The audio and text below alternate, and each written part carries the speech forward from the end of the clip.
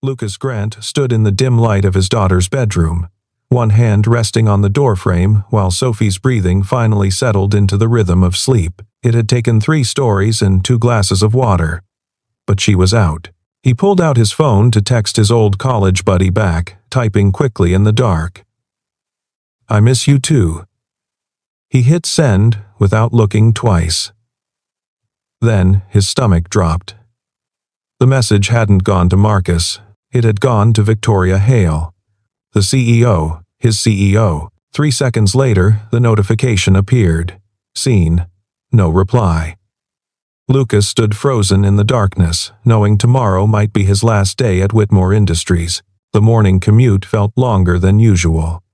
Lucas gripped the steering wheel of his 10-year-old Honda, replaying the moment over and over in his mind. How could he have been so careless? Victoria Hale wasn't just any executive. She was the woman who had turned a struggling tech firm into a billion-dollar enterprise in under 5 years. She was known for her precision, her composure, and her complete intolerance for anything that wasted her time. And he had sent her a text message saying he missed her. At 11:47 at night. From his personal phone. The parking garage beneath Whitmore Tower felt colder than usual as Lucas badged through the security gate. He nodded at the guard, trying to keep his expression neutral, but his mind was racing through every possible scenario. Would she report him to HR? Would she simply have him terminated without explanation? Or worse, would she say nothing at all and let him twist in the wind until he quit out of sheer humiliation? The elevator doors opened on the 14th floor, and Lucas stepped into the familiar hum of the facilities management department. Fluorescent lights buzzed overhead. Keyboards clicked. Someone laughed near the coffee station. Everything looked normal, but Lucas felt like he was walking through a minefield. He settled into his desk and opened his laptop, but the words on the screen blurred together. All he could think about was that single word, seen. No reply, no acknowledgement. Just silence. And in his experience, silence from someone in power was never a good sign. Around 10:30, Marcus from accounting wandered over with a raised eyebrow. "You hear about the executive floor this morning?" Lucas's heart seized. "What about it?" Marcus leaned against the cubicle wall, clearly enjoying the gossip. Victoria didn't come in. First time in like 2 years she's missed a morning meeting. People are saying she left some event early last night, and nobody's seen her since. Lucas felt the blood drain from his face. Was it because of him? Had his stupid text message somehow triggered something? He forced himself to shrug. Probably just a personal day. Marcus snorted. Victoria Hale doesn't take personal days. That woman lives in this building. He wandered off, leaving Lucas alone with his spiraling thoughts. At noon, his phone buzzed with an incoming video call. Sophie's face appeared on the screen, her gap-toothed smile bright against the backdrop of her after-school program. "Hi, Daddy. I made a turkey out of my hand today. Mrs. Patterson said it was the best one." Lucas managed to smile, stepping into an empty hallway for privacy. "That's amazing, sweetheart. I can't wait to see it." Sophie tilted her head, studying him through the screen with that uncanny perception children sometimes have. "Daddy, are you sad?" The question hit him harder than it should have. He was supposed to be the strong one. The provider, the man who had held everything together since Sophie's mother walked out 4 years ago. He couldn't afford to fall apart over a text message. "I'm just tired, baby girl." "Long day at work?" Sophie nodded solemnly. "When you're sad, you should eat ice cream. That's what Grandma says." Lucas laughed despite himself. Grandma's pretty smart. After they hung up, he stood in that empty hallway for a long moment, pressing his palm against his chest where anxiety had lodged itself like a stone. He had to hold it together. For Sophie, for everything they had built, but the silence from the executive floor was deafening, and every hour that passed without word felt like another nail in his coffin. The call came at 2:15. Lucas was elbow-deep in a maintenance request when his desk phone rang with an internal extension he didn't recognize. "Mr. Grant? This is Patricia." "Miss, Hale's executive assistant. She'd like to see you in conference room A on the 32nd floor. Immediately, please. The line went dead before he could respond. Lucas stared at the receiver in his hand, his mouth suddenly dry. The 32nd floor, the executive level, where facilities staff only went when something was broken or someone was about to be fired. The elevator ride felt endless. Lucas watched the numbers climb, his reflection pale and distorted in the polished steel doors. When they opened onto the executive floor, the change was immediate. Thick carpet muffled his footsteps. Abstract art lined the walls.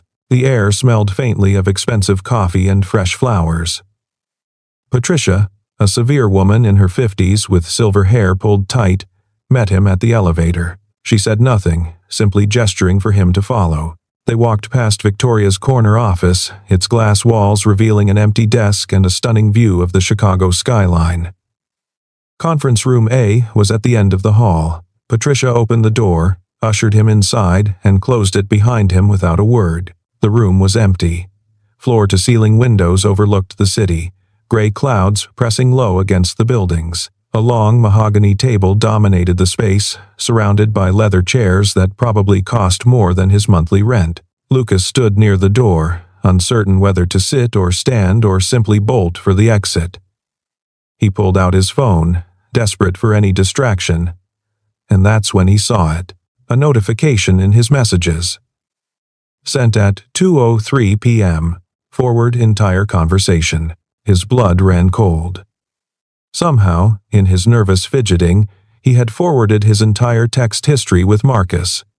Every message, every late-night vent session, including the one from 3 weeks ago, when Marcus had asked why Lucas always got quiet when Victoria's name came up. He scrolled frantically to the forwarded content, and there it was. His own words. Sent directly to Victoria Hale. I don't know, man. Victoria's impressive, obviously. Scary, smart. But sometimes when I see her in the hallway, she looks so tired. So alone. Like she's carrying the weight of this whole company by herself. I know it's stupid. But I wish I could just talk to her. Like a normal person. Not as employee and CEO. Just as two people who both seem to understand what it's like to be lonely. Lucas sank into one of the leather chairs, his legs no longer able to support him. It wasn't just a misdirected, I miss you. She had read everything. Every honest, vulnerable thought he had ever expressed about her. He was finished. Not just fired. Destroyed. The door swung open with enough force to make Lucas jump. Victoria Hale stood in the doorway, her dark hair damp from rain, her usually immaculate blazer spotted with water droplets. She must have just come in from outside. Her expression was unreadable as she stepped into the room and let the door close softly behind her. Lucas scrambled to his feet. Miss Hale, I can explain. The messages were never meant to go to you. It was an accident, a technical glitch, or maybe I hit the wrong button, and I completely understand if you need to terminate my employment. I just want you to know that I never intended any disrespect, and I would never presume to. Victoria held up one hand, and his flood of words stopped instantly. She studied him for a long moment, her green eyes searching his face with an intensity that made him feel completely exposed. Then she spoke, her voice quieter than he expected. Are you afraid of me, Lucas? The question caught him off guard. What? She took a step closer, her heels clicking against the hardwood floor at the edge of the carpet. Right now, in this moment, are you afraid of me? Or are you afraid of losing your job? Lucas swallowed hard, forcing himself to meet her gaze. Both. Honestly. Something flickered across her face. Not anger. Not the cold dismissal he had expected. Something almost like recognition. She moved to the window, standing with her back to him as she looked out at the rain-streaked city below. I read what you wrote. All of it. Lucas closed his eyes, waiting for the axe to fall. And I have to admit, I wasn't sure how to respond. She turned to face him. And for the first time since he had known her, Victoria Hale looked uncertain. Almost human. No one has ever described me as lonely before. At least not to my face. Or even behind my back, as far as I know.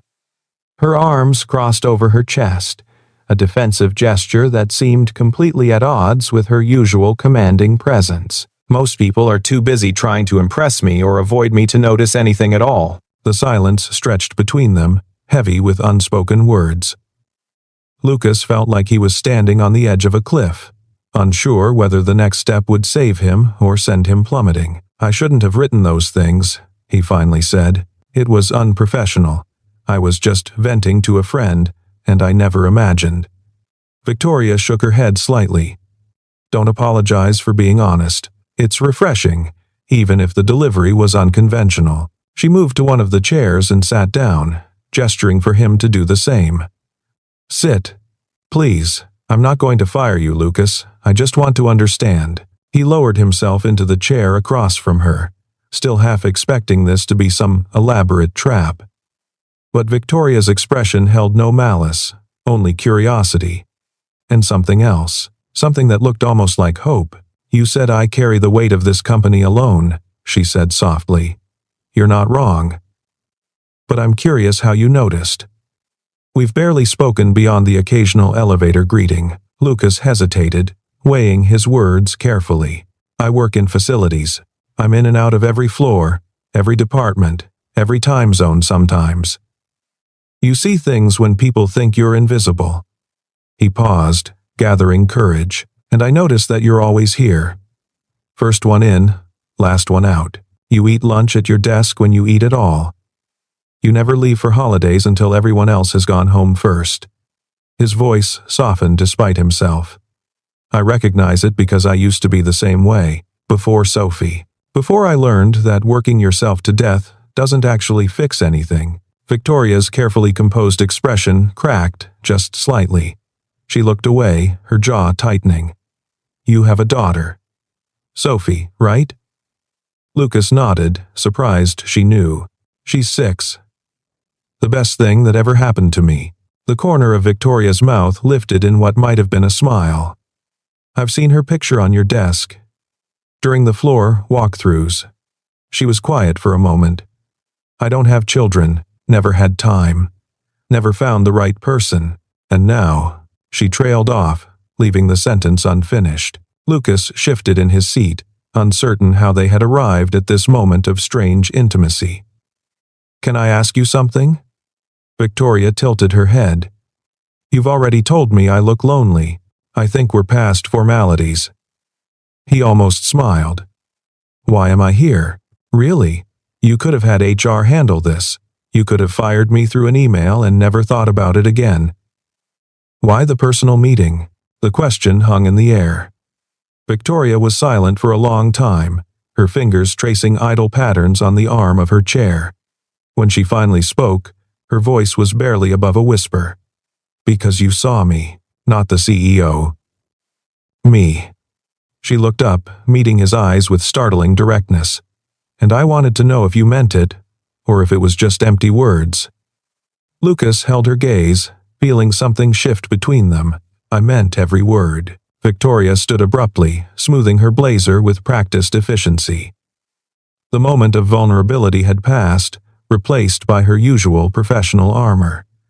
"I have a board call in 10 minutes. We should probably end this here." Lucas rose as well, recognizing a dismissal when he heard one. But as he reached for the door handle, Victoria spoke again. "Lucas." He turned back.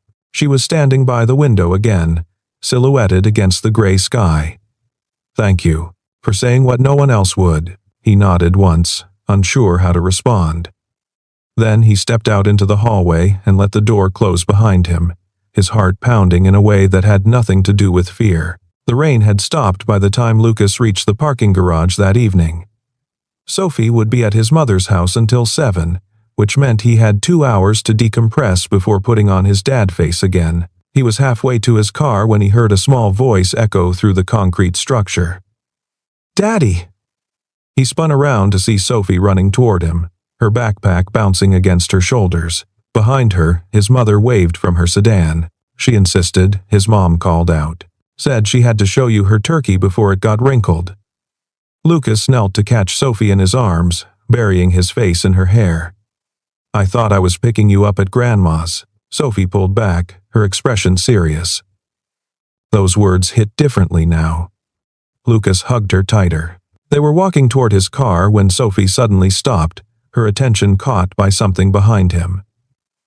Lucas turned to see Victoria Hale emerging from the elevator, car keys in hand. She was out of her usual business attire, wearing dark jeans and a cream-colored sweater that made her look younger, softer, more approachable. She hadn't noticed them yet, her eyes fixed on her phone as she walked.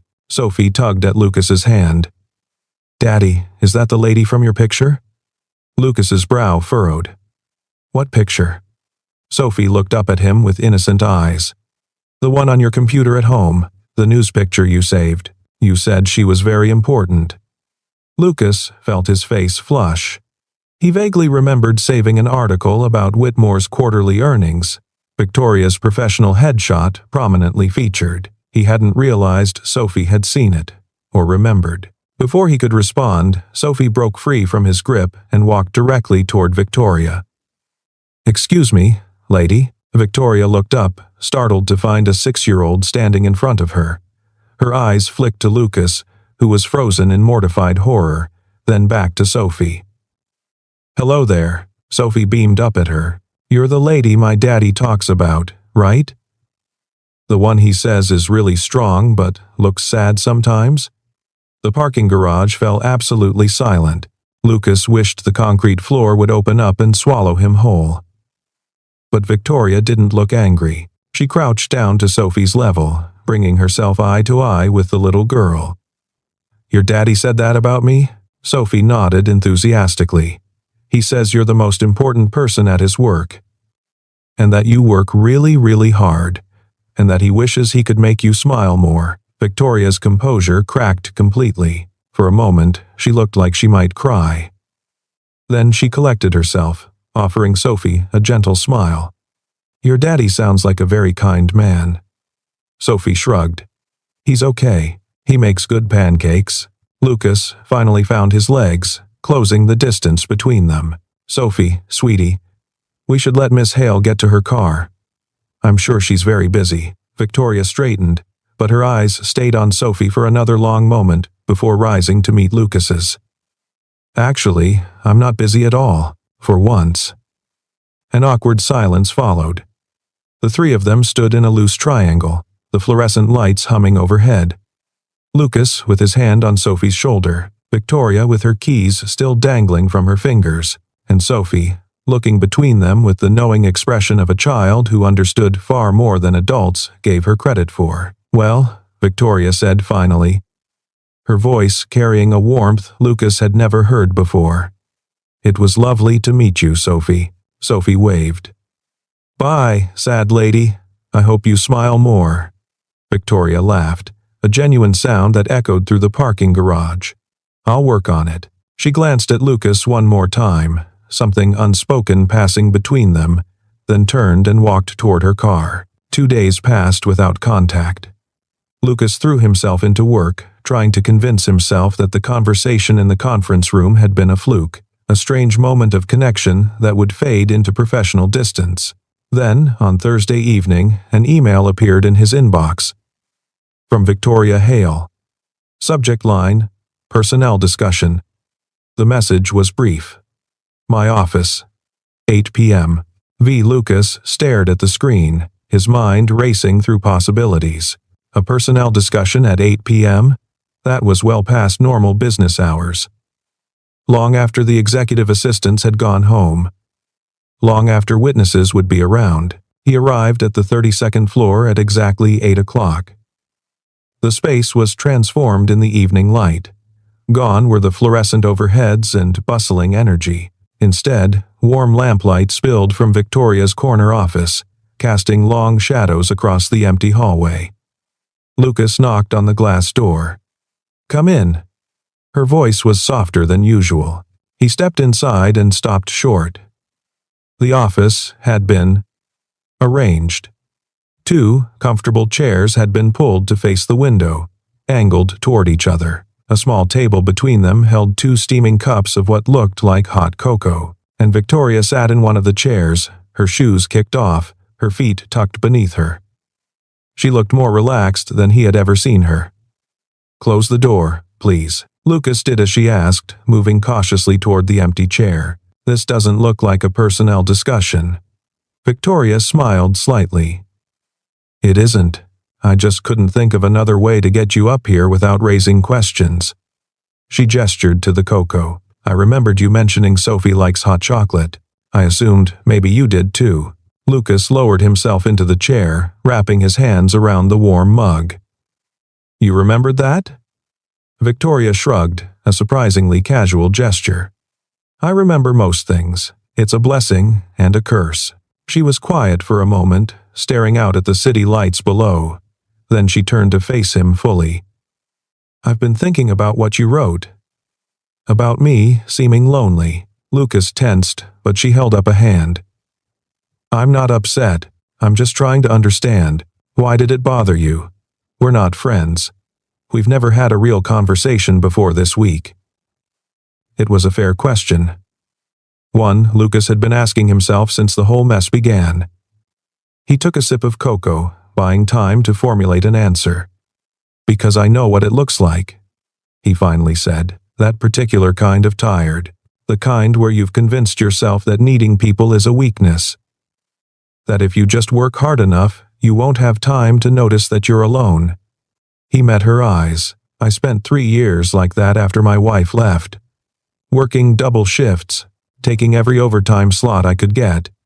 Telling myself it was for Sophie, but really it was because I couldn't stand the silence in my apartment." Victoria's expression shifted, something raw and unguarded crossing her features. "And what changed?" Lucas smiled softly. "Sophie fell off a swing set while I was working late. Broke her arm. My mother called me from the emergency room, and I wasn't there." He shook his head at the memory. "That's when I realized that killing myself for money I didn't have time to spend wasn't protecting my daughter. It was abandoning her, just like her mother did. Just more slowly." The words hung in the air between them. Victoria was silent for a long moment, her fingers wrapped around her own mug, her gaze distant. "I don't have a Sophie," she finally said. "No one to fall off a swing set and shock me out of it." She laughed, but it was hollow. "I'm not even sure what I'm working for anymore. The company doesn't need me the way it used to. The board could run things fine without me.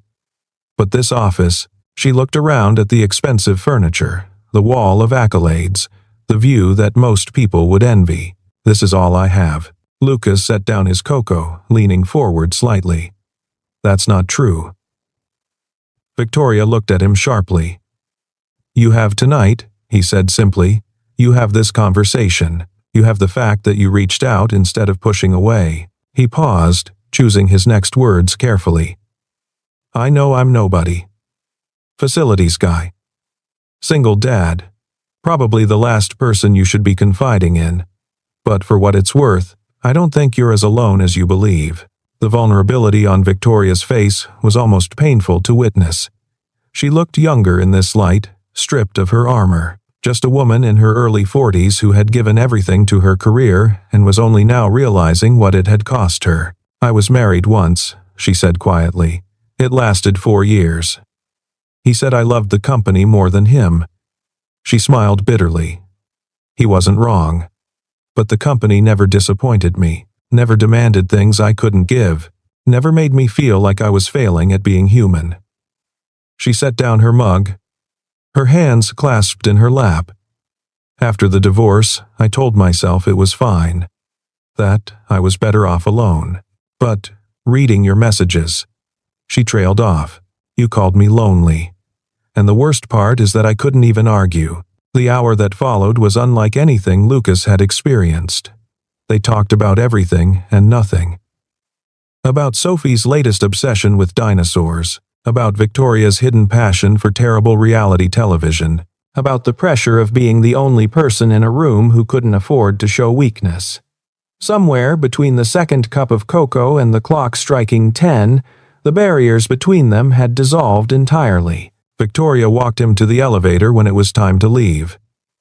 They stood in the empty hallway, the building silent around them. "Thank you for coming tonight," she said. "I know it was strange. I know this whole week has been strange." Lucas nodded.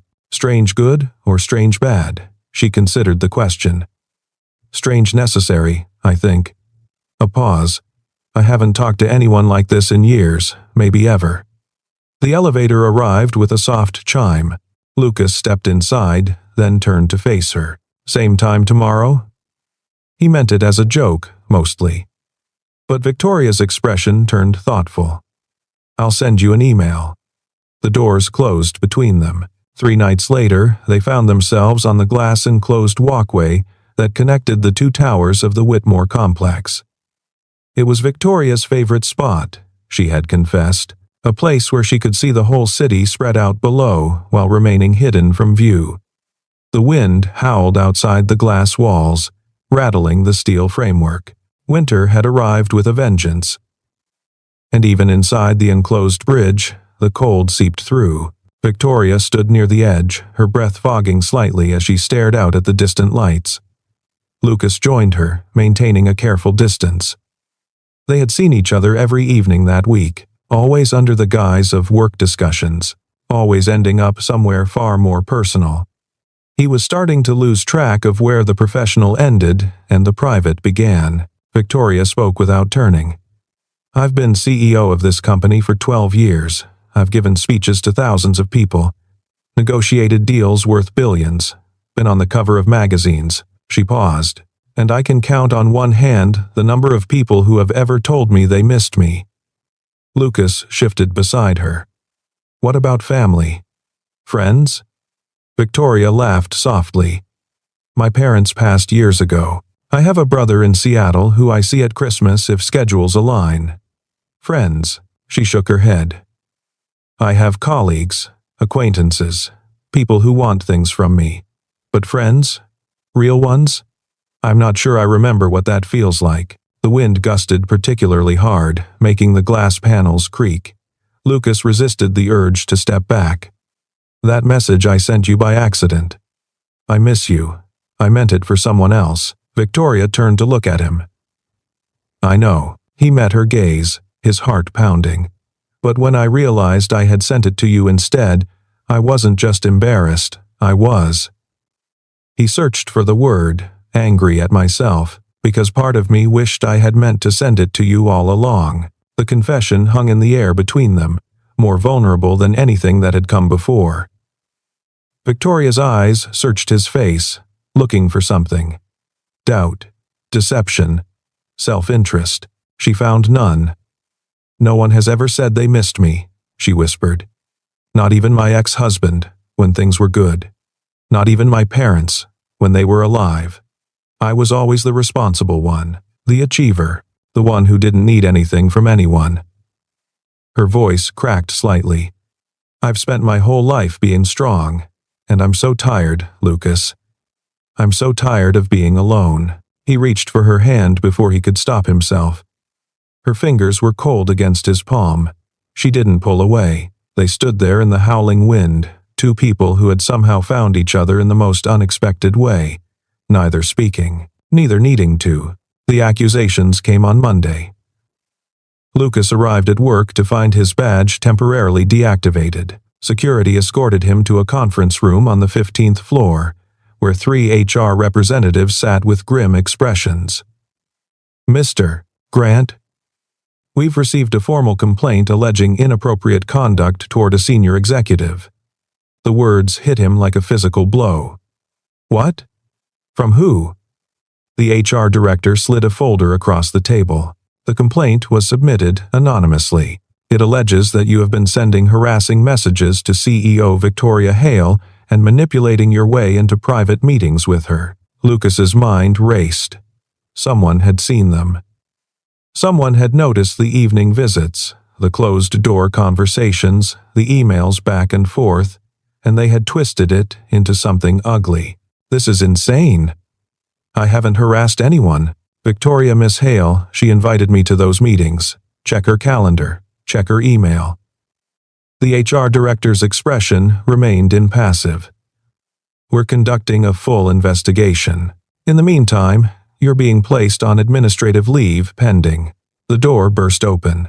Victoria Hale strode into the room with the force of a hurricane. She was dressed in full battle armor, a black power suit, her hair pulled back severely, her expression carved from ice. The HR representatives scrambled to their feet. "Miss Hale, we didn't expect," Victoria cut them off with a raised hand. "I understand there's a complaint about Lucas Grant." The HR director nodded nervously. "Yes, ma'am. Harassment allegations. We were just explaining to Mr. Grant that." Victoria's voice turned cold. "There was no harassment." The room fell silent. Victoria moved to stand beside Lucas's chair, facing the panel of HR representatives like a general addressing troops who had disappointed her. "I invited Mr. Grant to those meetings. Every single one. He never contacted me first. He never behaved inappropriately. And I will not stand by while an anonymous coward attempts to destroy a good man's reputation because they don't like seeing me talk to someone below my pay grade." The HR director shifted uncomfortably. "Miss Hale, the complaint specifically mentions." Victoria leaned forward, her palms flat on the table. "I don't care what the complaint mentions. I am telling you, as the person allegedly being harassed, that nothing inappropriate occurred. Furthermore, I consider Lucas Grant to be a valuable employee and a personal friend. If this complaint proceeds, I will provide a full statement to that effect, and I will be launching my own investigation into who submitted false accusations against a member of my staff." The silence stretched. The HR representatives exchanged uneasy glances. Finally, the director cleared her throat. "We'll need to review the matter further. But, given your statement, Miss Hale, I think we can lift the administrative leave immediately." Victoria nodded sharply. "See that you do." She turned to Lucas, her expression softening almost imperceptibly. They left the conference room together, Victoria's heels clicking against the tile floor. She didn't speak until they were alone in the elevator. Doors closed, ascending toward the executive floor. "Are you okay?" Lucas exhaled shakily. "I don't know. I didn't see that coming." Victoria's jaw tightened. "I did. The moment people started noticing our evening meetings, I knew someone would try to spin it into something sordid. This company runs on gossip and ladder climbing. I should have been more careful." The elevator stopped. Victoria pressed the button to hold the doors closed, turning to face him fully. "I'm sorry, Lucas, I put you in that position. I was so focused on—" She hesitated. "On not being alone. I didn't think about what it could cost you." Lucas shook his head. "It wasn't your fault. And I don't regret any of it. Not one conversation." Victoria studied him for a long moment. Then, slowly, she reached out and squeezed his hand. "Neither do I." The afternoon sun was slanting through the windows when Victoria found him. Lucas was in the mechanical room on the 18th floor, elbow deep in the guts of a climate control unit that had been acting up all week. He heard her heels on the concrete floor and turned, surprised. "Miss Hale? Is something wrong?" Victoria glanced around, confirming they were alone. "First, stop calling me Miss Hale. We're past that. Second, I need to tell you something, and I don't want anyone else to hear." She moved closer, her voice dropping to barely above a whisper. "Could you lean down? I can't reach your ear in these heels." Lucas blinked, confused, but bent toward her. Victoria stepped close, her lips nearly brushing his ear. Her perfume surrounded him, something expensive and subtle, and then she whispered 3 words that stopped his heart. "I miss you too." He froze. The mechanical room hummed around them, but Lucas heard none of it. His entire world had narrowed to those 4 words and the woman who had spoken them. He straightened slowly, meeting her eyes. Victoria's usual composure was gone. In its place was something raw and terrified and hopeful all at once. "I know it's complicated," she said quickly. "I know there are 1,000 reasons why this is a terrible idea. Power dynamics and office politics, and the fact that I'm probably the worst candidate for any kind of relationship in this entire city. But I can't stop thinking about you, about our conversations, about the way you actually see me." She swallowed hard. "And I needed you to know. Even if you don't feel the same way, even if this ruins everything, I needed to say it out loud." Lucas stood motionless for what felt like an eternity. His mind was racing, but his heart had already made its decision long ago. "I feel the same way," he said quietly. "I've felt it since the first time you laughed at something I said, since the first time you talked about yourself like a real person instead of a job title, since Sophie told you that you looked sad and you actually listened." Victoria's breath caught. "Lucas." He reached out, brushing a strand of hair from her face with trembling fingers. "We'll figure out the complicated parts, the politics, the appearances, all of it. But not right now." He let his hand fall. "Right now, I just need you to know that you're not alone anymore. Neither of us are." The lobby of Whitmore Tower gleamed with polished marble and winter sunlight. Outside the massive glass doors, the first snow of the season had begun to fall, dusting the city in white. Lucas held Sophie's hand as they walked toward the exit, her backpack bouncing against her shoulders. She had insisted on visiting his office after school, demanding to see where Daddy made the cold air come out of the walls. He was explaining the basics of HVAC systems when Sophie suddenly tugged at his hand. "Daddy, look, it's the lady." He followed her gaze to see Victoria descending the main staircase. She was dressed simply today, soft gray sweater, dark slacks, her hair loose around her shoulders. She spotted them and changed course, crossing the lobby with a smile that transformed her entire face. "Sophie! What a lovely surprise." Sophie beamed up at her. "I came to see Daddy's work. He fixes the breathing machines." Victoria laughed, crouching down to Sophie's level. "The breathing machines? That sounds very important." Sophie nodded seriously. "He keeps everyone comfortable. That's what he told me. It's his job to make sure nobody's too hot or too cold." Victoria's eyes lifted to meet Lucas's over Sophie's head. Something passed between them. An understanding, a promise. 1,000 unspoken words compressed into a single glance.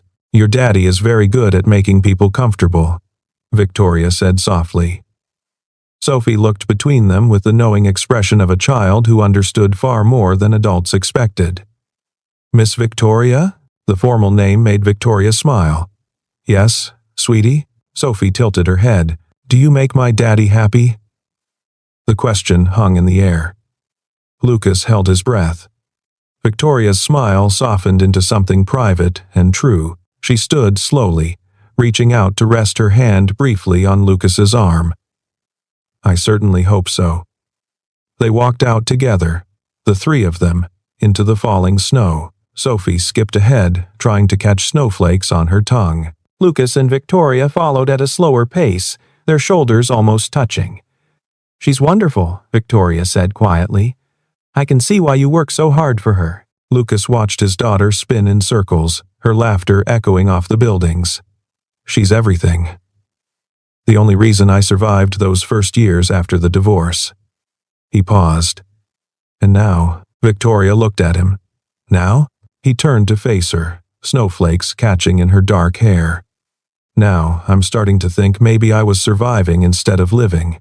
And maybe it's time for something different." Victoria's phone buzzed in her pocket. She ignored it.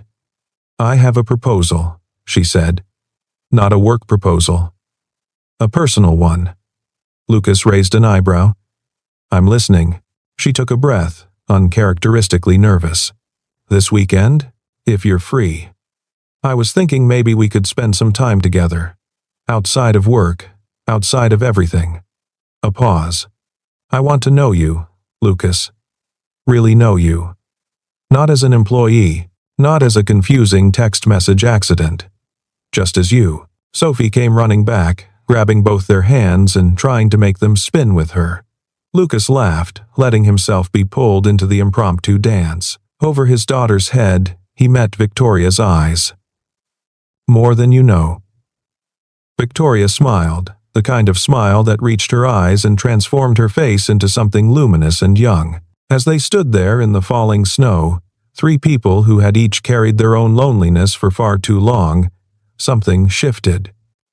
Not a dramatic change, not a fairy tale ending, just a small, quiet promise of possibility. Of warmth after a long winter, of connection after years of isolation. Lucas's phone buzzed. He pulled it out, half expecting a work emergency. Instead, he found a text from Victoria, sent moments ago while she stood right beside him. "Thank you for missing me. It changed everything." He looked up to find her watching him, snowflakes caught on her eyelashes.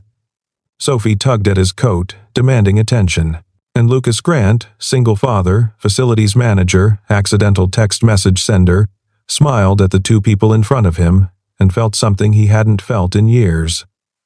Hope. Real, terrifying, wonderful hope. The snow continued to fall around them, blanketing the city in white. Somewhere inside Whitmore Tower, phones rang and meetings continued and the machinery of commerce hummed along. But out here, in the quiet space between snowflakes, three lonely hearts had found their way to each other.